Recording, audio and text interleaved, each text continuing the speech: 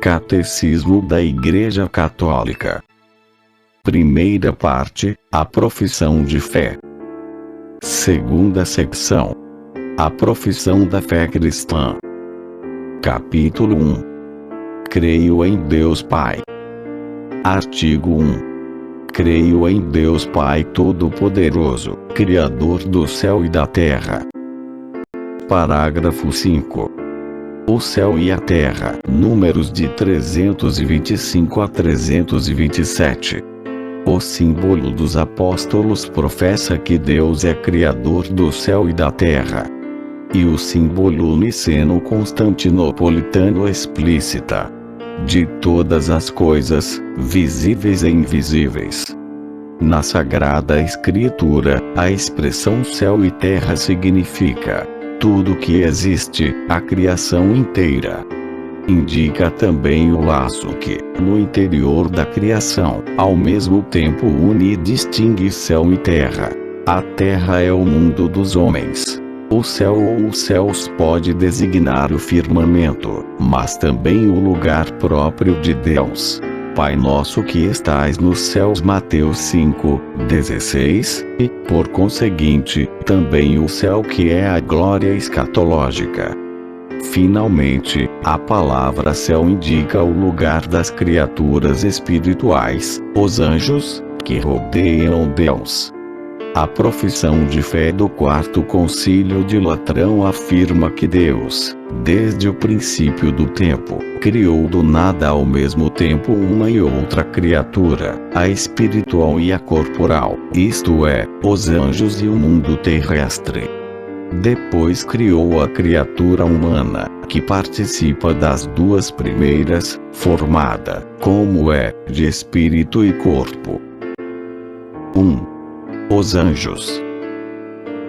A existência dos anjos, uma verdade de fé. Número 328. A existência dos seres espirituais, não corporais, a que a Sagrada Escritura habitualmente chama anjos, é uma verdade de fé. O testemunho da Escritura é tão claro como a unanimidade da tradição. Quem são os anjos? Números de 329 a 330. Santo Agostinho diz a respeito deles: Angelos, officie nomen est, non naturale. Quaeris nomen naturale, spiritus est. Quaeris officium, angelos est. Ex eu quod est, spiritus est. Ex eu quod agit, angelos, anjo em nome de ofício, não de natureza. Deseja saber o nome da natureza? Espírito. Deseja saber o do ofício? Anjo. Pelo que é espírito. Pelo que faz, é anjo, igual a mensageiro. Com todo o seu ser, os anjos são servos e mensageiros de Deus. Pelo facto de contemplarem continuamente o rosto do meu Pai que está nos céus, Mateus 18:10, eles são os poderosos executores das suas ordens, sempre atentos à sua palavra. Salmos 103:20.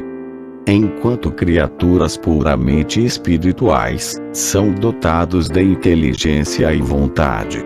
São criaturas pessoais e imortais. Excedem em perfeição todas as criaturas visíveis.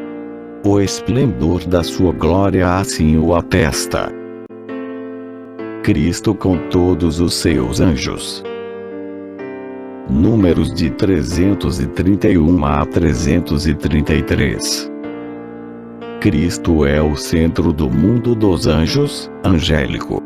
Estes pertencem-lhe. Quando o Filho do Homem vier na sua glória, acompanhado por todos os seus anjos, Mateus 25:31.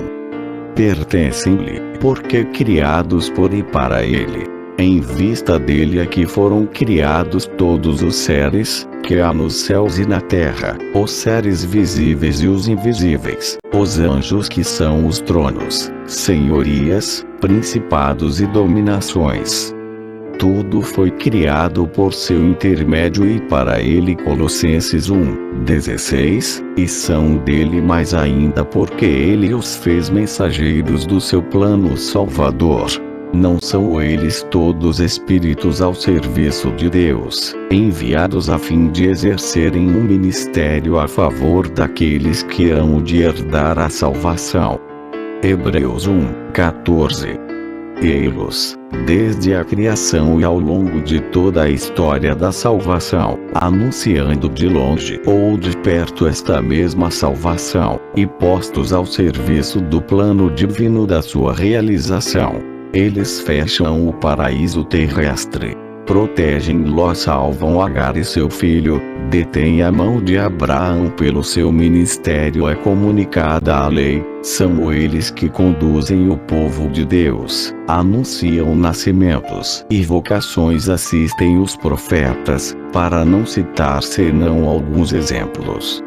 Finalmente, é o anjo Gabriel que anuncia o nascimento do precursor e o do próprio Jesus.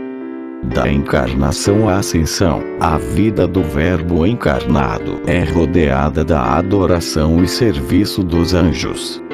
Quando Deus introduziu no mundo seu primogênito, disse: adorem-no todos os anjos de Deus. Hebreus 1:6.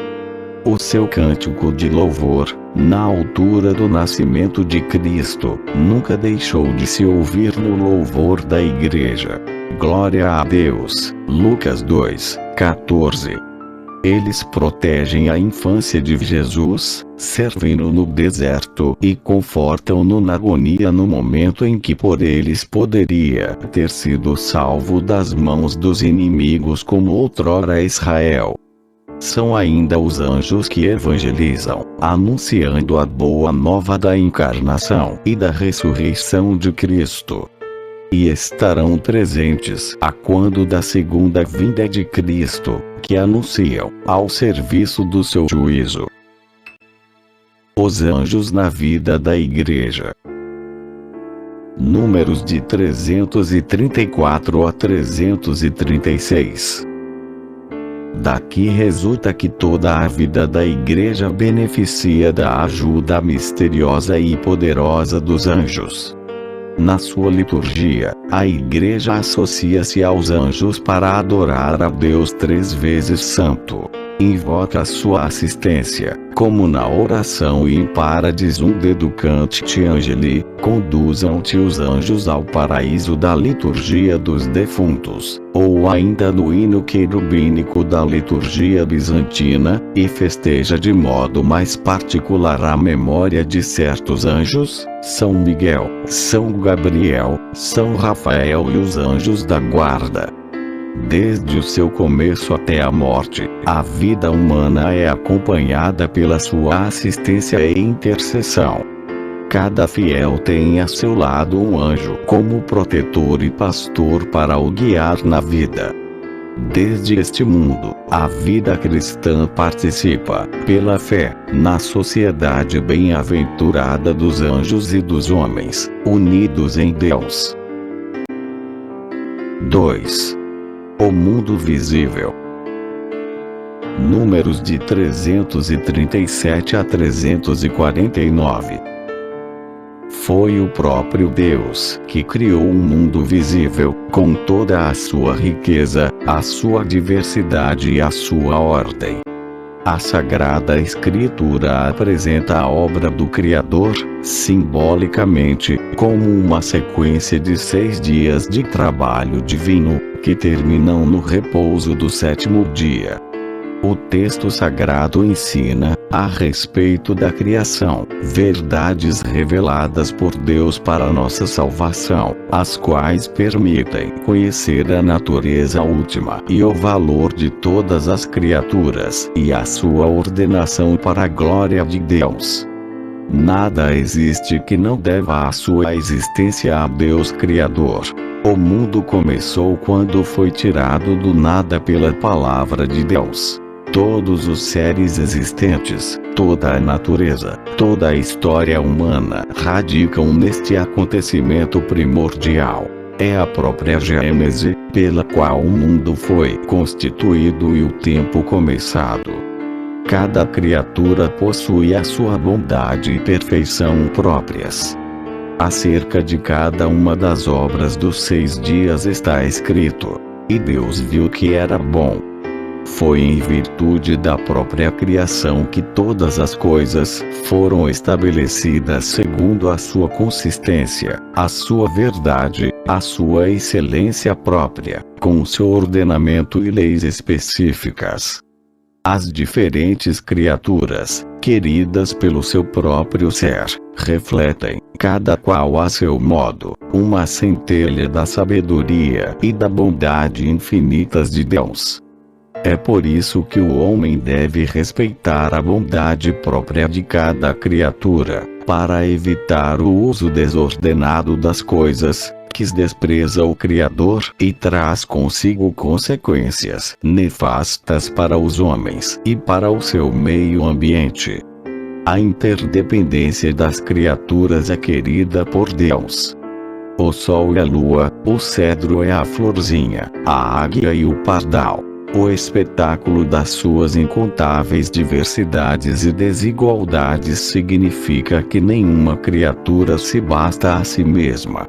Elas só existem na dependência umas das outras, para se completarem mutuamente, no serviço umas das outras. A beleza do universo, a ordem e a harmonia do mundo criado resultam da diversidade dos seres e das relações existentes entre si. O homem descobre-as progressivamente como leis da natureza. Elas suscitam a admiração dos sábios. A beleza da criação reflete a beleza infinita do Criador, a qual deve inspirar o respeito e a submissão da inteligência e da vontade humanas. A hierarquia das criaturas é expressa pela ordem dos 6 dias, indo do menos perfeito para o mais perfeito. Deus ama todas as suas criaturas e cuida de cada uma, até dos passarinhos. No entanto, Jesus diz: vós valeis mais do que muitos passarinhos. Lucas 12, 7, e ainda: um homem vale muito mais que uma ovelha. Mateus 12, 12. O homem é o ponto culminante da obra da criação. A narrativa inspirada exprime essa realidade, fazendo nítida a distinção entre a criação do homem e a das outras criaturas. Existe uma solidariedade entre todas as criaturas pelo fato de todas terem o mesmo Criador e todas serem ordenadas para a sua glória. Louvado sejas, meu Senhor, com todas as tuas criaturas, especialmente o meu Senhor irmão Sol, o qual faz o dia, e por ele nos alumia. E ele é belo e radiante com grande esplendor. De ti, Altíssimo, nos dá ele a imagem. Louvado sejas, meu Senhor, pela irmã água, que é tão útil, e humilde, e preciosa, e casta. Louvado sejas, meu Senhor, pela nossa irmã, a Mãe Terra, que nos sustenta, e governa, e produz variados frutos, com flores coloridas, e verduras. Louvai e bendizei a meu Senhor, e dai-lhe graças, e serviu com grande humildade. O sábado, fim da obra dos 6 dias.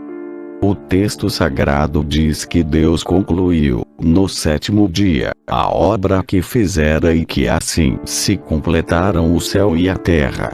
E no 7º dia Deus descansou e santificou e abençoou este dia. Gênesis 2, 1, 3. Estas palavras inspiradas são ricas de salutares ensinamentos. Na criação, Deus estabeleceu uma base e leis que permanecem estáveis sobre as quais o crente pode apoiar-se com confiança, e que serão para ele sinal e garantia da fidelidade inquebrantável da aliança divina. Por seu lado, o homem deve manter-se fiel a esta base e respeitar as leis que o Criador nela escreveu. A criação foi feita em vista do sábado e, portanto, do culto e da adoração de Deus.